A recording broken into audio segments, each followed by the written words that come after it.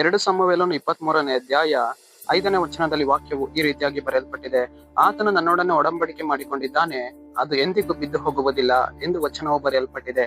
ಅಂದರೆ ಪ್ರೀತಿಯುಳ್ಳ ದೇವಜನರೇ, ಕರ್ತನಾತ್ಮನು ನಮ್ಮ ಜೀವಿತದಲ್ಲಿ ಆತನು ಮಾಡಿಕೊಂಡಿರುವಂತಹ ಒಡಂಬಡಿಕೆಗಳು ಅದೇನಾಗುವುದಿಲ್ಲ, ಬಿದ್ದು ಹೋಗುವುದಿಲ್ಲ. ಕರ್ತನ ಆತ್ಮನು ನಮ್ಮ ಜೀವಿತದಲ್ಲಿ ಮಾಡಿರುವಂತಹ ವಾಗ್ದಾನಗಳು ಅದೇನಾಗುವುದಿಲ್ಲ, ಬಿದ್ದು ಹೋಗುವುದಿಲ್ಲ. ಅದು ಸ್ಥಿರವಾಗಿ ನಿಂತುಕೊಳ್ಳುವಂತದ್ದಾಗಿದೆ, ಅನುದಿನವೂ ನಮ್ಮನ್ನ ನಡೆಸುವಂತದ್ದಾಗಿದೆ. ಪ್ರೀತಿಯುಳ್ಳ ದೇವಜನರೇ, ಇವತ್ತು ಆತನು ನಮ್ಮೊಂದಿಗೆ ಅನೇಕ ವಾಗ್ದಾನಗಳನ್ನ ಮಾಡಿಕೊಂಡಿರುವವನಾಗಿದ್ದಾನೆ.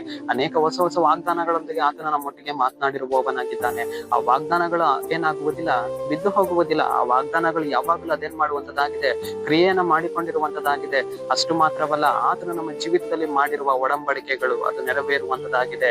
ಆ ಒಡಂಬಡಿಕೆ ಮಧ್ಯಸ್ಥನು ಯಾರಾಗಿದ್ದಾರೆ? ನಮ್ಮ ದೇವರಾಗಿದ್ದಾರೆ. ಆ ಒಡಂಬಡಿಕೆಯನ್ನ ನಿರಂತರವೂ ನಡೆಸುವವನು, ಆ ವಾಗ್ದಾನಗಳನ್ನ ನಿರಂತರವೂ ನೆರವೇರಿಸುವವನು, ತನ್ನ ಕೃಪೆಯಿಂದ ಕೃಪೆಗೆ ನಮ್ಮನ್ನ ನಡೆಸುವವನು ಆತನಾಗಿದ್ದಾನೆ. ಪ್ರೀತಿಯುಳ್ಳ ದೇವಜನರೇ, ದಾವೀದನ ಜೀವಿತದಲ್ಲಿ ಆತನು ಮಾಡಿರುವಂತಹ ತನ್ನ ಕೃಪಾ ವಾಗ್ದಾನಗಳು ಅದೇನಾಗಲಿಲ್ಲ, ಬಿದ್ದು ಹೋಗಲಿಲ್ಲ, ನೆರವೇರುವಂತದ್ದಾಗಿದೆ. ಅಷ್ಟು ಮಾತ್ರವಲ್ಲ, ದೇವರು ಅಬ್ರಹಾಮನೊಂದಿಗೆ ಮಾಡಿಕೊಂಡಂತಹ ಒಡಂಬಡಿಕೆಗಳು, ಇಸಾಕನೊಂದಿಗೆ ಮಾಡಿಕೊಂಡಂತಹ ಒಡಂಬಡಿಕೆಗಳು, ಯಾಕೋಬನೊಂದಿಗೆ ಮಾಡಿಕೊಂಡಂತಹ ಒಡಂಬಡಿಕೆಗಳು ಅದೇನಾಗಲಿಲ್ಲ, ಬಿದ್ದು ಹೋಗಲಿಲ್ಲ. ಅದು ಸ್ಥಿರವಾಗಿ ನಿಂತುಕೊಳ್ಳುವಂತದ್ದಾಗಿದೆ. ಅದು ಕದಲಿ ಹೋಗಲಿಲ್ಲ, ಅದು ನೆರವೇರುವಂತದ್ದಾಗಿದೆ.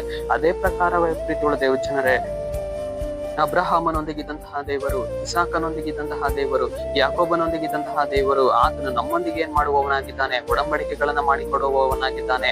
ಆ ಒಡಂಬಡಿಕೆಗಳನ್ನ ನೆರವೇರಿಸುವವನಾಗಿದ್ದಾನೆ. ನಾವು ಏನ್ ಮಾಡ್ಬೇಕು? ಕರ್ತನೆ, ನೀನ್ ನನ್ನ ಜೀವಿತದಲ್ಲಿ ವಾಗ್ದಾನವನ್ನ ಮಾಡಿದ್ಯಾ ಸ್ವಾಮಿ. ನೀನ್ ನನ್ನ ಜೀವಿತದಲ್ಲಿ ನನ್ನನ್ನ ಈ ವಾಗ್ದಾನದ ಮೂಲಕ ಬಲಪಡಿಸಿದ್ಯಾ ಸ್ವಾಮಿ. ಈ ನಿನ್ನ ಮಾತಿನ ಮೂಲಕ ಬಲಪಡಿಸಿದ್ಯಾ ಸ್ವಾಮಿ. ಈ ನಿನ್ನ ಈ ಒಡಂಬಡಿಕೆ ಮೂಲಕ ನನ್ನನ್ನ ಬಲಪಡಿಸಿದ್ಯಾ ಸ್ವಾಮಿ. ಇದನ್ನ ನೀನ್ ನೆರವೇರಿಸು ಅಂತ ಹೇಳುವಾಗ ಅದೇನ್ ಮಾಡುವಂತದ್ದಾಗಿದೆ? ಕ್ರಿಯೆ ಮಾಡುವಂತದ್ದಾಗಿದೆ. ಅದನ್ನ ಆತನು ನೆರವೇರಿಸಿ ಕೊಡುವವನಾಗಿದ್ದಾನೆ. ಆತನು ನಮ್ಮನ್ನ ಏನ್ ಮಾಡುವಲಿಲ್ಲ, ಬಿಟ್ಟು ಹೋಗಲಿಲ್ಲ. ನಿರಂತರವೂ ನಮ್ಮ ಜೊತೆಗಾರನಾಗಿ ಆತನು ಇರುವವನಾಗಿ ನಮ್ಮನ್ನ ಬಲಪಡಿಸುವವನಾಗಿದ್ದಾನೆ. ಸರಿ, ನಾವು ಪ್ರಾರ್ಥಿಸಿಕೊಳ್ಳೋಣ. ಅಪ್ಪ ಕರ್ತನೆ, ನಿನ್ಗೆ ಸ್ತೋತ್ರ ಸ್ವಾಮಿ. ಈ ಮುಂಜಾನೆ ವೇಳೆಯಲ್ಲಿ ದೇವರೇ, ಈ ವಾಕ್ಯಭಾಗ ಸಂದೇಶವನ್ನ ನೋಡುವ ಜನಗಳನ್ನು ಸಲ್ಲಿಸು ಕರ್ತನೆ. ನಿನ್ನ ಜನರ ಜೀವಿತದಲ್ಲಿ ನಿನ್ನ ಕಾರ್ಯವನ್ನ ಮಾಡಿ, ನಿನ್ನ ಜನರಿಗೆ ನೀನು ಮಾಡಿದ ಒಡಂಬಡಿಕೆಗಳನ್ನ ಅದನ್ನು ನೀನು ನೆರವೇರಿಸುವುದಕ್ಕಾಗಿ ಸ್ತೋತ್ರ, ಸ್ಥಿರಪಡಿಸುವುದಕ್ಕಾಗಿ ಸ್ತೋತ್ರ. ನಜರೇತಿನ ಯೇಸುವಿನ ನಾಮದಲ್ಲಿ ಕರ್ತನೆ, ಆಮೆನ್.